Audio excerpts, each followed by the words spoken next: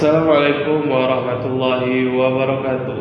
Alhamdulillahirabbil alamin wa bihi nasta'in ala umurid dunya waddin wa ala alihi washabihi ajma'in.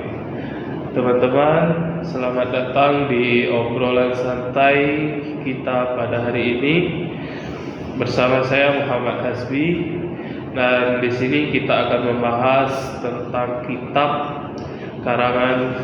usul fikih karangan Syekh Abdul Wahab Khalaf.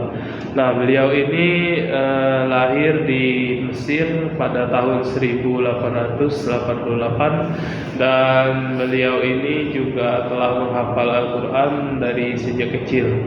Nah, sepanjang hidupnya beliau juga membahas transkrip lama dan juga menjadi pakar penting di dalam anggota Dewan Pakar Arabic Language Islamic Academy. Nah, di sini saya tidak sendirian. Di sini saya bersama sahabat saya Muhammad Haris Majid. Haris Majid, apa kabar? Alhamdulillah sehat. Semangat banget mau bahas usul fikih hari ini. Oh, tentu saja Haris, karena kalau dilihat-lihat materi ini cukup menarik. Kalau dilihat kayak baku, tapi kalau dikaji lebih mendalam lagi, materi ini cukup untuk menarik untuk dikaji lagi. Bener banget, Bi. Jadi kita sebelumnya tuh kita harus tahu apa itu isinya, apa kelebihan dan kekurangan, dan bagaimana usul fikih itu bisa lebih dekat dengan kehidupan kita sehari-hari. Jadi tetap siap-siap ya. Kita akan tetap ngobrol santai, tetap ada manfaatnya. Oke teman-teman, langsung saja kita mulai kepada topik utama pada kali ini. Nah, Riz, aku penasaran, kayak menurut kau tuh apa sih yang membuat usul fikih itu kayak penting ya itu dalam untuk dipelajari gitu? Sangat penting nih, karena kalau menurut aku tuh usul fikih itu suatu petunjuk dalam memahami suatu dalil, seperti memahami kayak dalil Al-Quran, hadis gitu. Kalau menurutku gimana, Bi? Nah, sama Riz, aku setuju dia sama kamu. Kayak usul fikih itu kayak fondasi gitu. Kalau kita tidak ada fondasi itu kayak kurang kuat gitu, kayak bangunan tuh bisa runtuh gitu. Nah, kayak apalagi kalau kita kayak cuma ngambil dalil tanpa konteks gitu atau kaidahnya gitu. Nah, makanya Bi, kita belajar dulu dasar-dasarnya. Menurutmu apa sih yang paling menarik dari usul itu? Kalau usul fikih itu kayak, kalau bagi aku tuh yang menarik tuh kayak pembahasan tentang kias. Kayak itu tuh keren gitu. Kayak kita bisa memahami hukum-hukum baru dengan analogi hukum lama gitu. Kayak itu tuh menarik untuk dikaji lagi gitu. Kalau menurutmu apa, Boris? Kalau aku, Bi, itu tertariknya di bagian dalil-dalilnya, Bi, seperti dalil perintah atau amar, dalil larangan atau nahi, karena itu tuh sangat sederhana dan aplikatif di dalam kehidupan sehari-hari. Naris mengenai masalah dalil-dalil kulli ini. Nah, itu kan ada contoh-contohnya tuh kayak amar, nahi, satunya tadi apa tadi? Nah, itu tuh dalam Al-Quran tuh dijelaskan masalah amar tuh dalam Quran surah Al-Maidah ayat 1 yang berbunyi ya ayyuhallazina amanu aufu bil uqud, yang artinya tuh hai orang-orang beriman, tepatilah janji. Nah, dalam ayat ini tuh ada perintah amar atau perintah langsung dari Allah untuk menepati janji. Nah, dalam usul fikih kaidah amar itu bersifat wajib. Nah, selanjutnya pada contoh lain, pada kaidah itu Allah Subhanahu wa taala berfirman dalam Al-Qur'an surah An-Nisa ayat 23 yang berbunyi hurrimat alaikum ummahatukum, yang artinya diharamkan kepadamu ibu-ibumu. Nah, dalam usul fikih lafaz yang bersifat umum itu menunjukkan ketercukupan untuk semua. Contohnya itu ibu-ibu kamu. Nah, sehingga tuh setiap individu yang termasuk ke dalam kategori ibu, baik itu ibu susuan, ibu kandung, ataupun nenek, itu tuh masuk ke dalam larangan untuk dinikahi. Nah, Riz, menurut kau kalau contoh lainnya dari kau apa nih, Riz? Kalau yang aku tahu tuh kaidah larangan atau nahi. Jadi itu dalam surah Al-Hujurat ayat 11 yang berbunyi, Ya ayyuhalladzina amanu la yaskhar qaumun min qaumin, yang artinya hai orang-orang yang beriman, janganlah kamu menghina suatu kaum. Jadi dalam ayat itu dijelaskan bahwa larangan atau nahi. Jadi dalam kaidah usuliyah tuh kalau larangan itu diharamkan kecuali ada instruksi tertentu yang menjadikannya makruh. Tapi Bi, aku penasaran, kenapa kalau semua hukum Islam itu bisa ditetapkan dengan usul fiqh, kenapa ulama-ulama itu sering berbeda pendapat ya? Oh, itu tuh kenapa?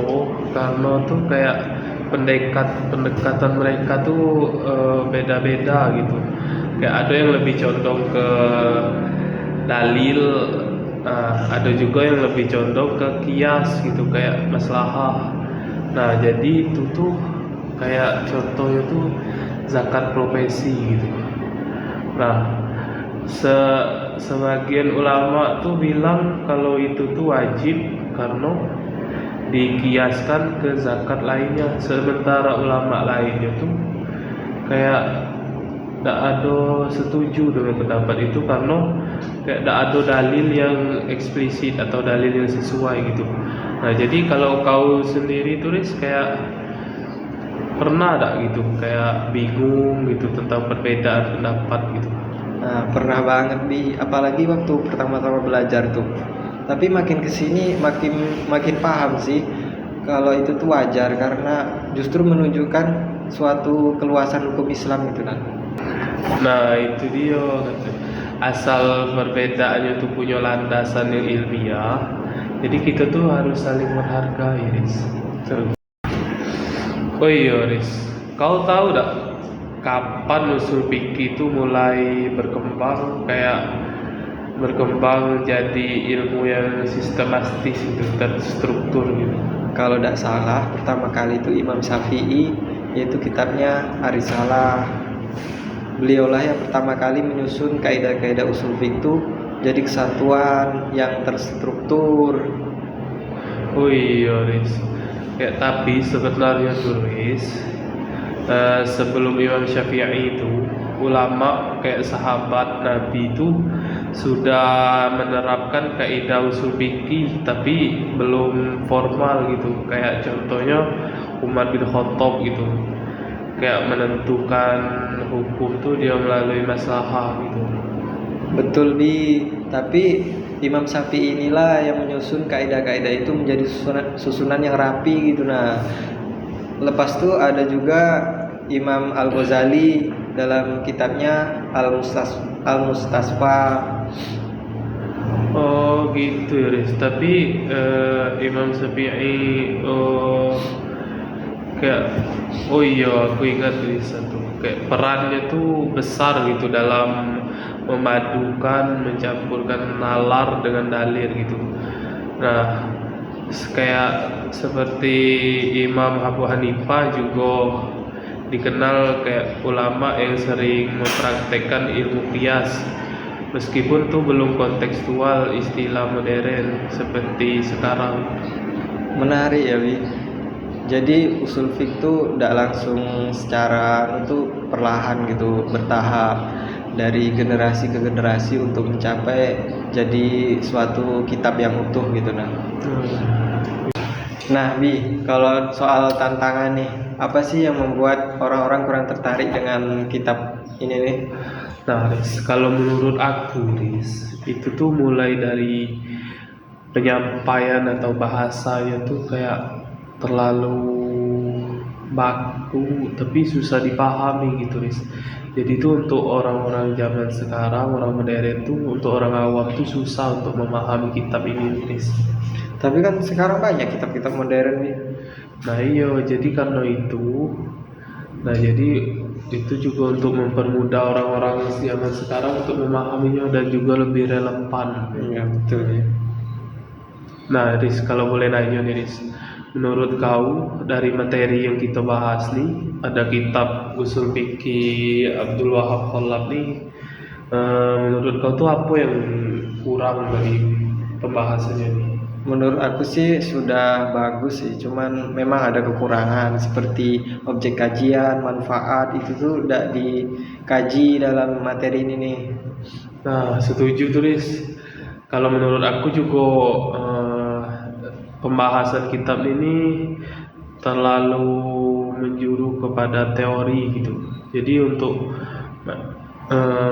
masyarakat awam tuh jadi susah juga untuk memahami itu. Intinya tuh susah dipahami lah kitab ini. Makanya saran aku sih memang bahasa itu memang penting dalam pembahasan atau pemahaman isi dalam kitab itu. Setuju. Jadi dari diskusi kita kali ini dapat disimpulkan bahwa ilmu ushul fiqh itu adalah ilmu yang membahas tentang kaidah-kaidah dasar untuk menggali dan memahami dalil-dalil atau hukum syar'i seperti Al-Quran dan hadis. Nah betul tuh Riz, jadi ilmu ini bukan hanya sekedar teori, tetapi juga jadi fondasi utama untuk menjawab tantangan-tantangan zaman. Nah meskipun dalam kitab ini masih banyak kekurangan, tetapi masih banyak referensi-referensi lain yang bisa dicari mengenai kitab ini yang sudah disederhanakan oleh para ulama-ulama. Nah begitu Riz. Jadi buat teman-teman yang tertarik, jangan takut untuk mulai belajar. Semoga diskusi kita kali ini bermanfaat dan memotivasi untuk teman-teman mendalami ilmu ini. Waduh, benar banget Riz. Jadi terima kasih untuk teman-teman yang sudah menonton sampai akhir. Nah, jadi sampai di sini diskusi kita pada hari ini. Jadi pantengin terus channel kita. Sampai jumpa Di diskusi selanjutnya. Terima kasih. Kami akhiri. Wassalamualaikum warahmatullahi wabarakatuh.